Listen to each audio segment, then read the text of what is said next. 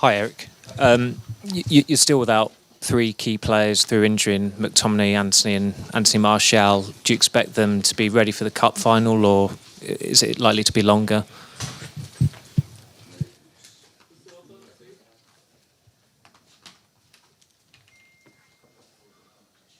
This one, so yeah, it looks good. I think they are on the way back. They're coming back on the training ground, individual. I think in the end of the week, maybe Scott can make the entree in the team. And after the weekend, we plan Anthony. But we have to see. They have to, of course, making the progress what we see now. And you're coming up against a player in Frenkie de Jong, who became a terrific player for you at Ajax. What is it that makes him such a special player? So I think we had like a class in 2019. There was a team. It was with a lot of fascination, and he brings a lot of that fascination. And I think he develops in the years after here in Spain. He became even better. He's a fantastic player, playing out from the back. He always has time. And so it was a pleasure to work with him. Hi, Erik. Obviously, you're without Lisandro Martinez tomorrow through suspension. How big a blow is that to you, and how confident are you that the guy next to you might be able to step up at centre-back against the likes of Lewandowski? Oh, we have many options, I think, in the squad to sort it out. And yeah, we can use Luke as a fullback and as a centre-back. We have seen in the weekend he did both, and both he did very well. But we have in the centre half also very good other options, and they did also well. And we can choose by game what we prefer. Question for Luke. Just wondering if this is the acid test, perhaps, of your development as a team this season. You've obviously done very well and won some big games, but this feels like another level entirely. Yeah, of course. It's obviously a very big game. It's one we're obviously all very looking forward to. And yeah, I think it's going to be a big test. It will show us where we are. But, you know, I think where we are at the moment, we're ready for it. Erik, Xavi was very complimentary of you today. He said you're a reference point for offensive coaches, and he likes what you've done at United because it was a very difficult club to transform. What do you make of his comments, and what do you think of the job he's doing with Barcelona? I think Barca is also a very difficult club. And I think Barcelona in this moment is playing his best football since several years. But I think it's in the mind of and the inspiration of Johan Cruyff. Still, you feel it here, and you can see, if you see the game of Barcelona, you see the way of play, and that is the inspiration of Johan Cruyff. And for Luke, can we expect to see you at centre back tomorrow? To be honest, I'm not too sure yet. We'll have to wait till tomorrow when he names the team. So I'll find out then. Hi, Erik. It's obviously a great tie with Barcelona, these two games, but sandwiched in between, you've got a big Premier League game against Leicester and then a cup final. Do you look beyond these ties with Barcelona and sort of plan your teams for the next week, or is it literally one game at a time and picking the strongest team for each one? Of course, as a manager, you have a certain planning, but yeah, the first game is always is the game coming up is the most important game, and that also can change your plans because of performances, because of maybe tactics, next opponent, because of injuries or suspensions or whatever. But first game coming up, most important. Neil and David. If I could just ask one to each. Luke, how would you describe the Luke Shaw we see now compared to in those first couple of games at the start of the season? And how much is it down to the manager? No, I think obviously not just myself, but I think the team in the first two games was was nowhere near where we should have been at. It was obviously a very difficult start, but I think, you know, we've learnt from that and we've grown as a team, not just individuals but as a team, and I think now collectively it's showing in our performances and where we're going. Of course it helps with the manager. He's been really good and, you know, shown a lot of trust in me, and, you know, my main thing is to repay that trust with good performances and to help the team as much as possible. And Erik, you've referenced Johan Cruyff before, and I saw what you said about your time at Ajax and the pictures on the wall. Is this in many ways a dream fixture for you, even though it doesn't matter what competition it's in, just the fixture itself? I like it. I was here before in Spain, Madrid, Valencia, but yeah, it's great to face Barcelona. And so I like the philosophy of this club, and that is the football, the adventure, bring up so many good players and big teams.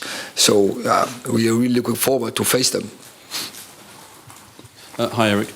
Given the history and status of Barcelona and Manchester United, this fixture could very well be a Champions League final, but it's obviously a Europa League playoff. What does that say about where both clubs are at the moment? And does it show how much work there is still to be done for particularly Manchester United to get back to where you want to be? Yeah, I think that's the truth. As both clubs, you are in the Europa League, and I think both clubs have the ambition to be in the Champions League, and not even just to be in the Champions League. They want to have a really impact in the Champions League, to be go along the group stage, be after the winter go in semi-finals and finals and win even.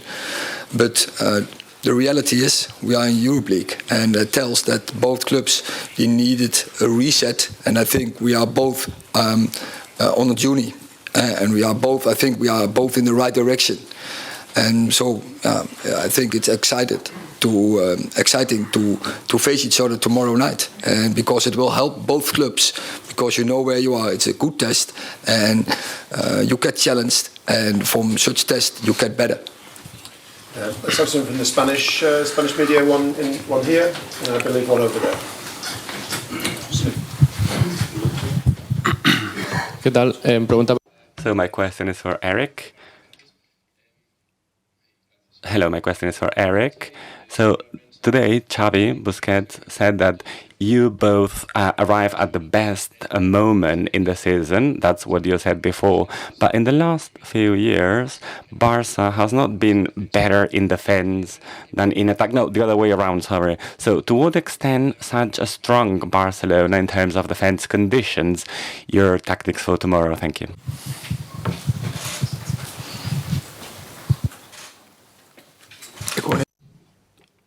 Anything?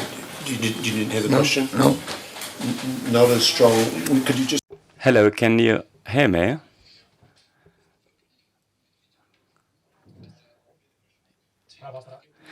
So, to what extent the fact that Barcelona is very strong in terms of defense, let's say, conditions your tactics for tomorrow? So now I heard, so sorry.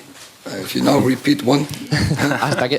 Ahora sí, ¿hasta qué punto ver a un To what extent the fact that Barcelona is very strong defense-wise conditions your tactics for tomorrow? The fact that Barcelona is so strong in defense, how does it affect your approach for tomorrow's game? It's very clear. When you see the stats of Barcelona, that is impressive.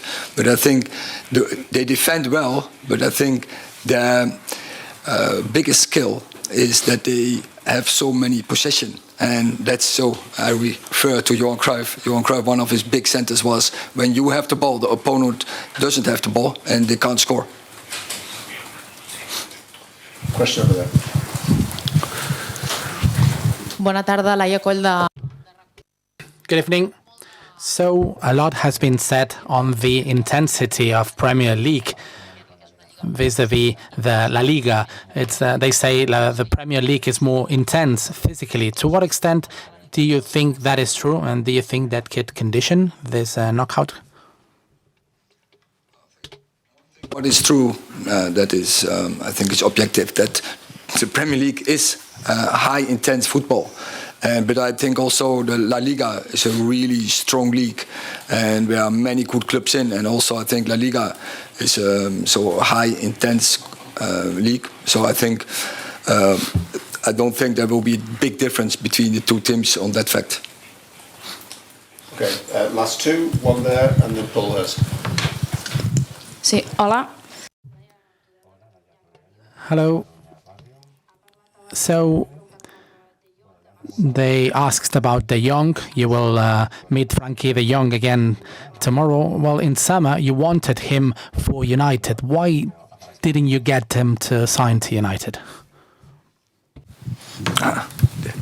I don't know if we want him. No, but Frenkie is incredible good player, and for every club in the whole world, he will strengthen the squad because he has a unique quality. And so if you can get him in your squad, your team will be stronger. Paul Hurst. So, question for Luke, please. Casemiro seems to have made quite a big impact since he came. What kind of assurance does he give you when he's in the team in front of you as a defender? Obviously a lot. I think it's been quite obvious to see when how important he is to the team when obviously he's been not playing. But I think for us as defenders, it gives us that sort of feeling that we know there's a lot of security, especially because with his positioning where he always is, and he loves to win the ball back and tackle, and I think that's a couple of things we always say to him, that he likes to give the ball away so he can go and win it back. But I think he's an extremely important player for us, and I'm very happy to have him back tomorrow night because like I said, he's been a big miss for us. Okay, thank you very much.